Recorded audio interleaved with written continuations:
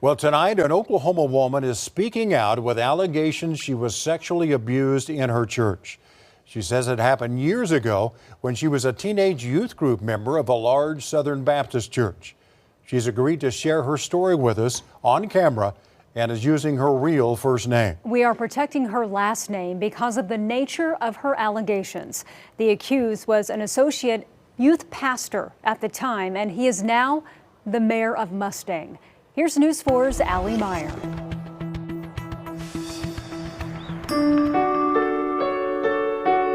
Mustang, Oklahoma, a sprawling west side suburb bracketed by working farms, neighborhoods, and schools sandwiched between ranch land and oil wells.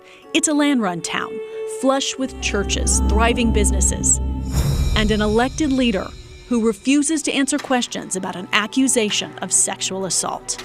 Mr. Grider, my name's Allie. I'm from Channel 4. I've been trying to get a hold of you for months. I'm sorry, we're starting a meeting, ma'am. 20 years ago, Brian Grider was hired as a youth pastor at Chisholm Heights Baptist Church. Brian was beloved. Everyone adored him. He had a lot of charisma. He had ambition to be a youth group leader or be a youth pastor. When I was 14, he would have been 20, and I know that he was in college. When she was 15, Tara remembers Brian Grider brought her a secret cell phone. He wanted me to have it so that we could talk together without my parents knowing. It was secret, and we were in constant communication. We were texting all day, every day. Grider was an adult, 21 years old, a church leader, and Tara was a member of his youth group in her mid-teens. The questions became more and more inappropriate, and our conversation was constant, like in the middle of church services. I have memories of him texting me, watching me from across the room. At 16 years old, she says Grider started showing her pornography and giving her sex toys, vibrators wrapped in gift bags. And then, at 17, a night she will never forget. I had gone over to his apartment and I drank alcohol for the first time. I'd never done that before. He was giving me shots of things in his apartment, and I remember getting pretty sick. And I remember at one point waking up or noticing that he was molesting me with a vibrator. And I asked him to stop, and he did. I absolutely felt violated.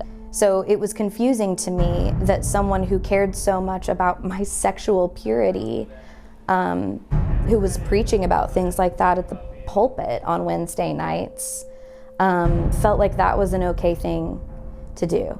Crippled by shame, she waited years to speak out until the Southern Baptist Convention was exposed for widespread allegations of sexual misconduct and a shocking cover-up. In 2022, Guidepost Solutions published a scathing report about the handling of this Southern Baptist crisis. They launched a hotline for victims, and Tara called in. She reported her former youth pastor for sexual grooming and molestation, rape by instrumentation. When SBC opened up a hotline, I knew that I was supposed to at least let the church community know. The Southern Baptist Convention did not launch an investigation into Brian Grider. Rather, the SBC Credentials Committee notified 2 churches about the complaint against Brian Grider. It took 2 years for the Southern Baptist Convention to take that action. Late last year, the convention notified Chisholm Heights Baptist Church, where Grider used to work, and his current employer, Together We Church, which used to be called Trinity Baptist, that Brian Grider had been accused of the molestation of a 15-year-old girl. The senior pastor at Together We Church told his congregation Brian Grider admitted to the sexual misconduct and was immediately terminated. The local churches seemed to stand with the victim, swiftly distancing from the accused.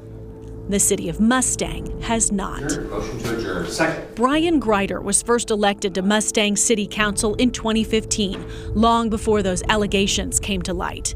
In 2020, he won mayor. He is serving his second term. Who knows what he told Mustang City Council? I have no idea, but it's been crickets from Mustang about how they're going to hold this person accountable, because I know they know he was fired. Is no one going to talk about that?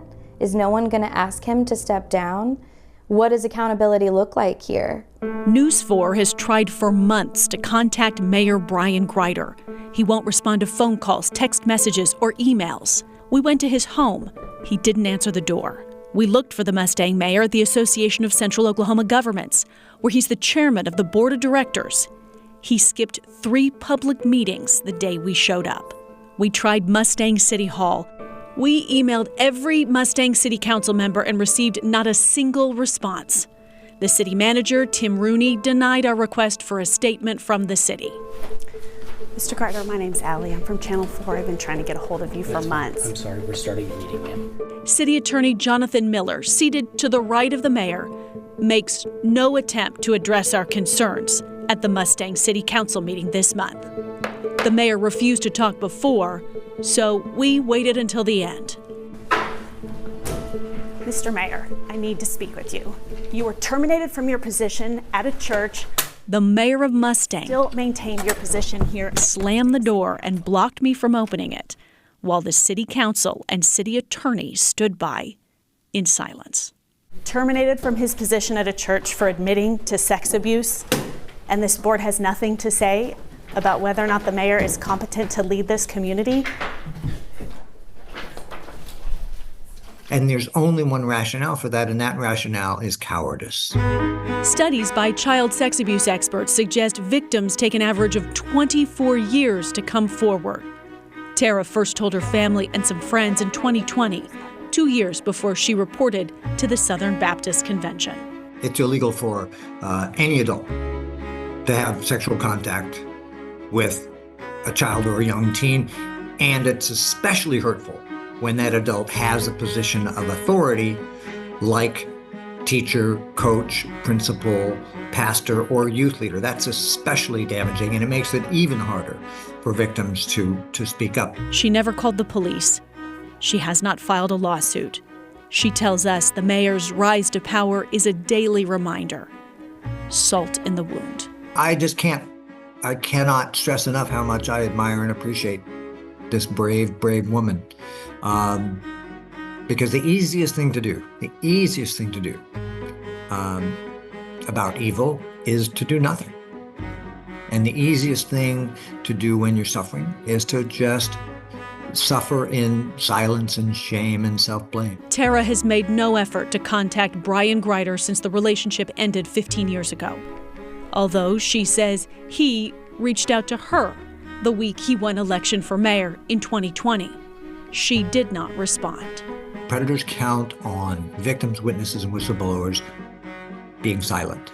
And that's precisely what she's not doing, and that's precisely why we should all be grateful to her. He is an elected official, and so the citizens of Mustang hold the power here. According to the city manager, a recall election is the only way to remove Mayor Brian Greider. My hope is that in coming forward about this, other people who've experienced these exact or similar scenarios are able to see them for what they are able to ask questions of the people around them, and expect safety from their environments and expect accountability from the people who are supposed to be taking care of them, particularly in the church. I feel very strongly about that.